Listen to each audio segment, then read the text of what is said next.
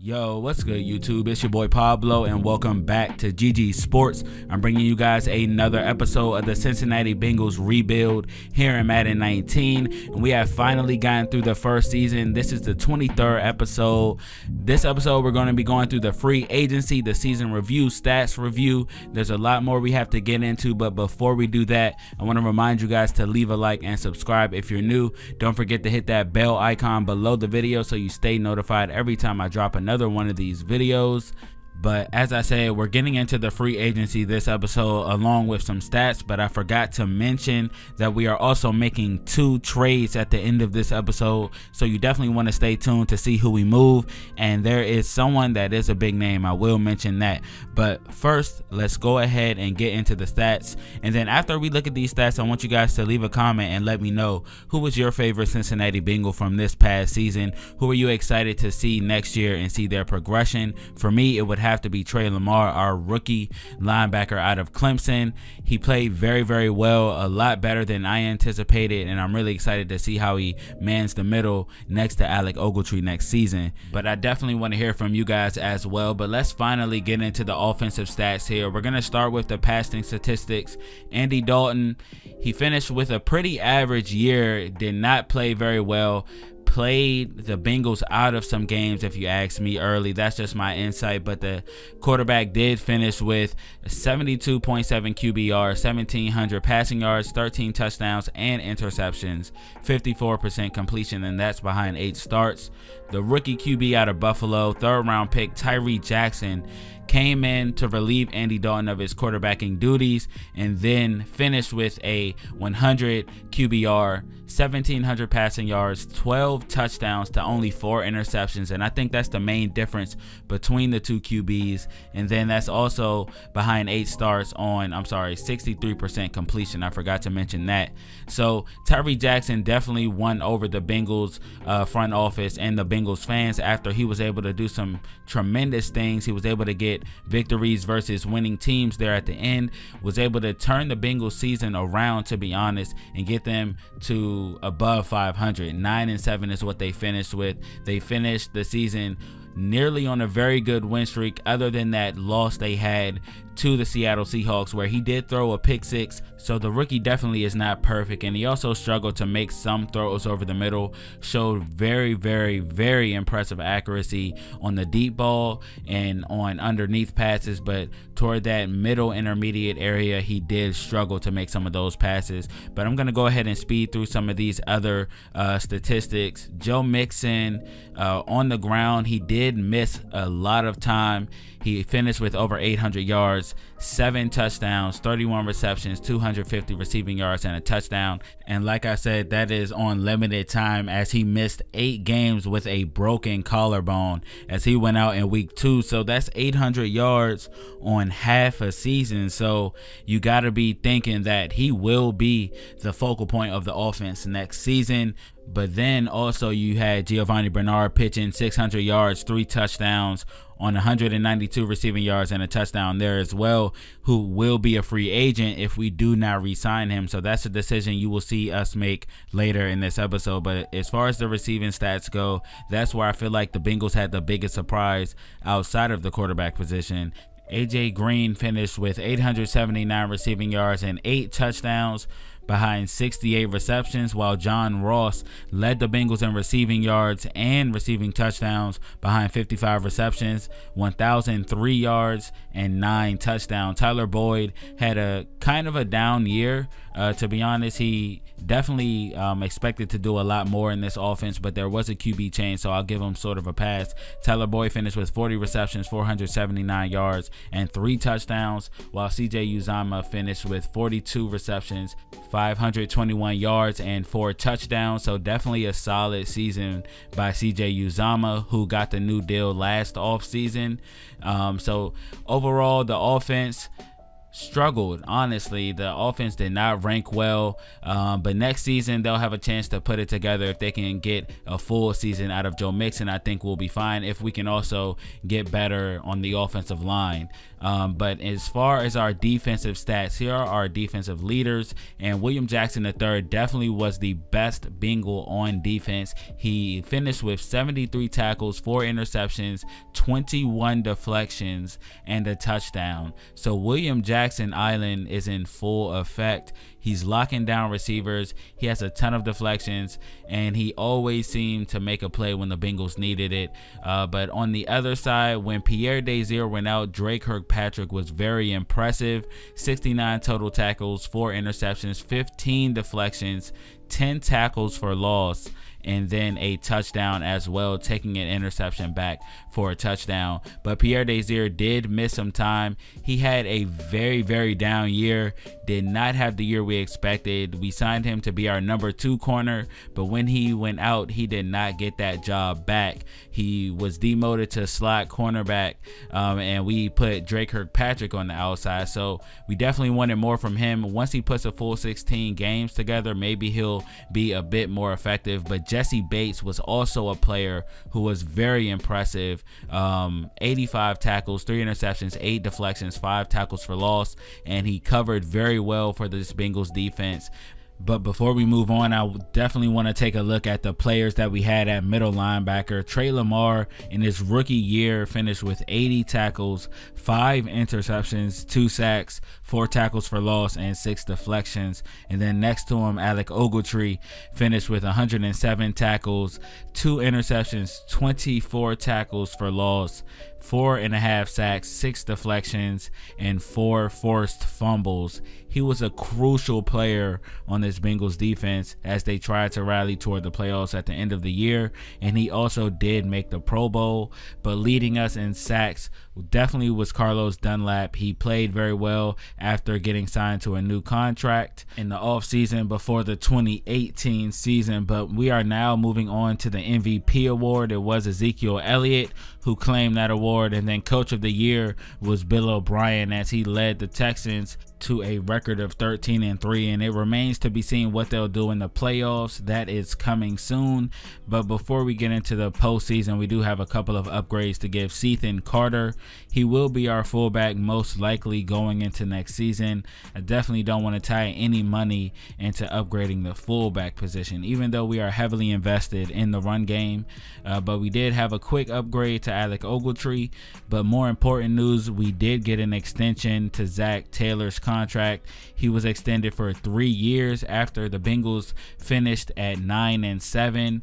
And Zac Taylor definitely had the Bengals playing pretty well toward the end of the season. They were able to rally and finish at 9-7 after they struggled in the beginning of the season. So if you ask me, that extension is well deserved. But here are the first round of playoff matchups. The Browns squeaked in with the final spot that we wanted, and then they move on to the divisional matchup after defeating the Kansas City Chiefs in the first round. And then they move on again after defeating the Houston Texans, and then the Saints and Cowboys. It is the Cowboys who win that one. New Orleans beats the Pittsburgh Steelers, so they are now eliminated. And then the Falcons defeat the Rams to move on to the conference championship game, and it is the Falcons versus the Cowboys and the Browns at the Patriots. Let's see who's going to come out on top. And it looks like the Cowboys were defeated by the Falcons and the Patriots were defeated by the Cleveland Browns. So that is your Super Bowl matchup. It will be the Cleveland Browns versus the Atlanta Falcons. And wow, the Cleveland Browns won the Super Bowl in this franchise. I had never spoken more disappointing words ever. The Browns win the Super Bowl though, and they defeat the Atlanta Falcons. As crazy as that might be, they do not have OBJ or anything in this game, but it looks like Baker Mayfield was on a tear. 2 touchdowns. Matt Ryan was not able to get anything going. The Cleveland defense, it seems like they were really able to control this game. Nick Chubb went off for 115 yards. Julio had some yards but could not get into the end zone. That's a familiar statement for Julio Jones, but 12 receptions, 141 yards. Devontae Freeman couldn't get into the end zone either. And wow, I mean, that is crazy. So we have a Super Bowl winner in our division, and we definitely have to step it up this offseason. But aside from all that, the craziest part about this Cleveland Browns Super Bowl win is that in this franchise where I did not use imported rosters, the Browns drafted Greedy Williams, who in real life predicted that the Browns would be in the Super Bowl in 2019. And it's just crazy to me, and it speaks to the realism of the franchise that they actually went to the Super Bowl in this franchise as well. But not the fact that they went to the Super Bowl speaks to the realism, but the fact that the Browns drafted Greedy Williams in this franchise just like they did in real life when we simulated through the offseason in the beginning of the series. But enough about the Super Bowl, enough about the Browns. We can finally move on from the 2019 season as the Super Bowl has went final. The Pro Bowl rosters are being announced, and as you guys can see, we have 2 Pro Bowlers. I did mention Alec Ogletree was a Pro Bowler, as well as Cethan Carter, our lead blocker for Joe Mixon. So it's great to see our 2 guys get into the Super Bowl, and an honorable mention would be Auden Tate. For some reason, he made the Pro Bowl. I think that's a glitch in Madden. He made the Pro Bowl at the punt returner spot, I believe. So that's definitely a glitch, and I won't count that for him. But there you go, you see it. Punt return. He wasn't even returning punts for the Bengals at all. But we have finally gotten to the offseason part of the video where we will go through the re-signings, signings, and then there are 2 trades as well we have to make. And then in the next episode, we'll get into the NFL draft, which is going to be huge for this team. So shout out to you if you stuck around this long throughout the video, or if you used a timestamp to get to this point. But we are looking at all of the players we have a chance to negotiate with before the free agency period. So headlining this group is definitely Giovanni Bernard, who pitched in 600 yards this season, as well as Clint Bowling, our starting left guard. So we definitely have some finagling to do with some of our own guys, but we definitely want to start with Cethan Carter. As you guys saw a few moments ago, he did make the Pro Bowl. We offer him a deal, a 3-year deal worth roughly $4.7 million. He happily accepts and will continue lead blocking for Joe Mixon. As like I continue to say, we are going to emphasize the run game, but we are going into negotiations now with Clayton Fedledem. He's been a solid special teams player for the Bengals for a long time. Let us down this season on one play. I can really remember, let a ball sail over his head. We went on to lose that game. I offered him a pretty decent deal worth roughly $3 million. He declines, going to test out free agency. So we likely will not see Clayton Fedledem back. Definitely a loss on special teams, so we'll have to get somebody to replace that production on special teams. But we are now negotiating with Levi Wallace, who accepts a 2-year deal worth roughly $5 million. Definitely a player that we want to implement next season. Came in late for the Bengals in roughly week 14 or so and played the dime cornerback for the Bengals and played very effectively. So we are looking forward to having him back, along with our punter that we did just re-sign. So we are getting ready to enter the free agency period. But the players I showed you were the only players that I did end up negotiating with. Giovanni Bernard, he definitely wants too much money, more money than I'm willing to pay him, and he's going to likely be testing out free agency and will not be back with the Bengals next year. I believe I can replace his production in the draft or the free agency. It's not too difficult for me to get an elusive back, as Joe Mixon is going to be taking up most of the carries. It's just going to be a complimentary back. I don't want to tie up millions of dollars on that position, so you will see me likely draft a running back as well.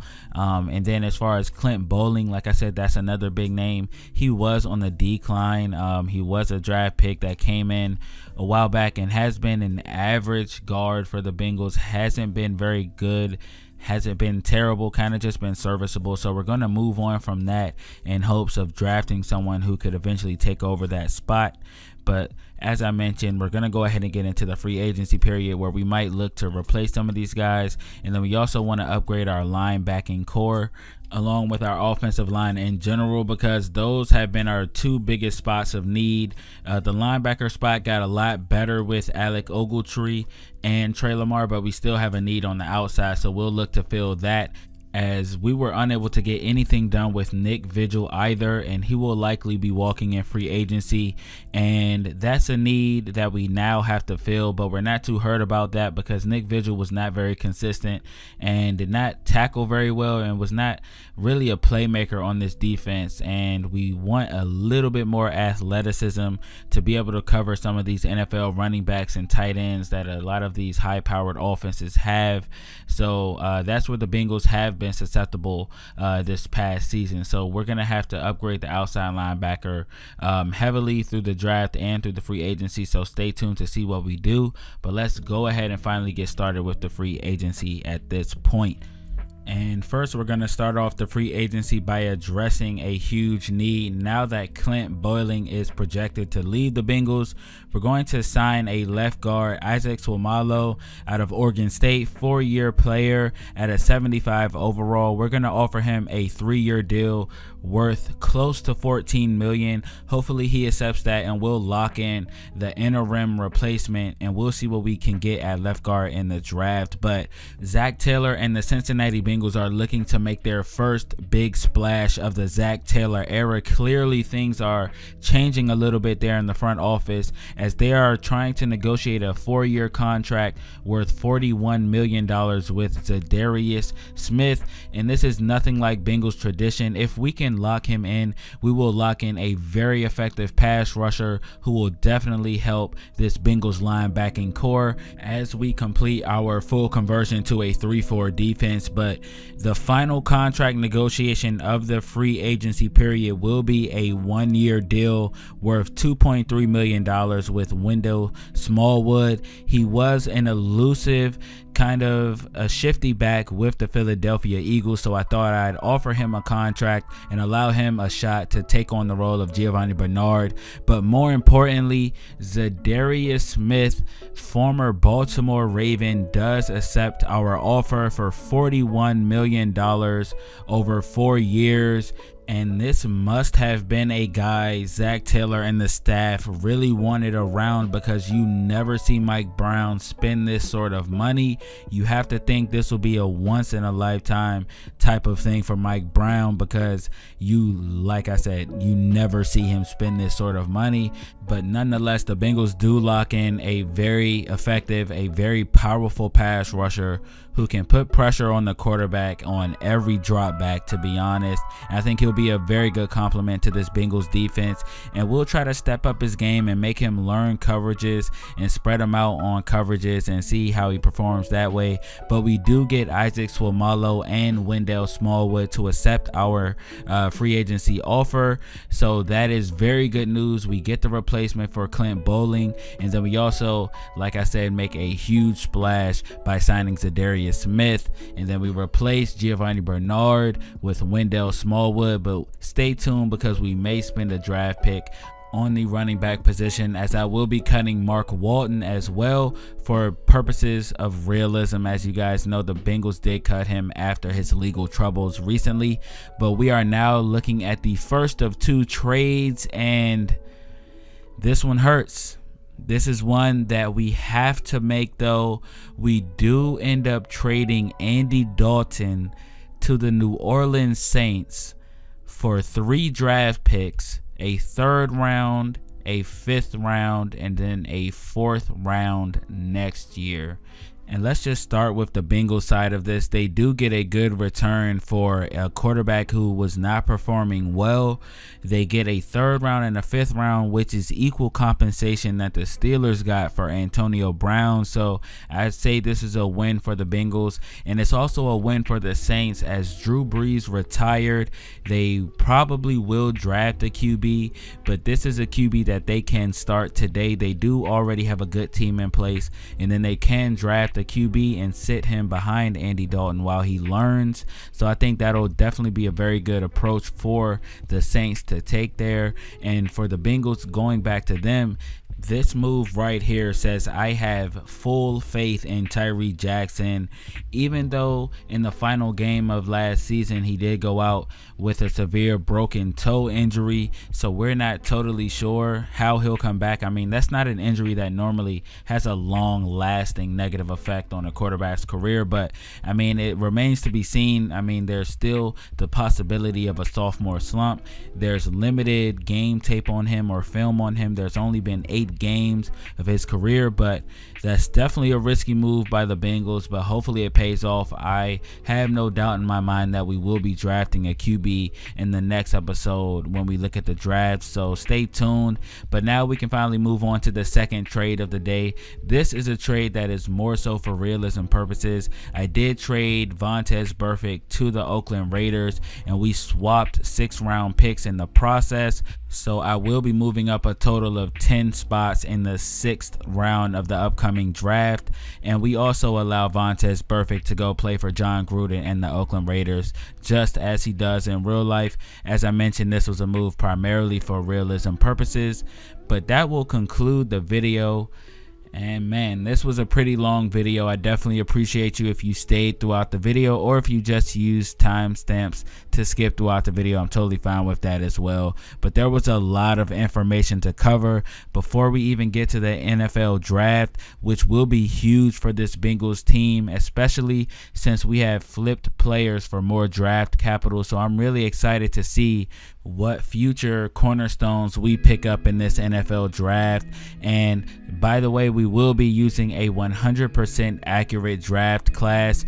This is a very detailed 2020 draft, so don't think this is a made up fictional class. Every player is real. So I hope you guys are excited to see some of your favorites, and I'll see you guys in that next episode.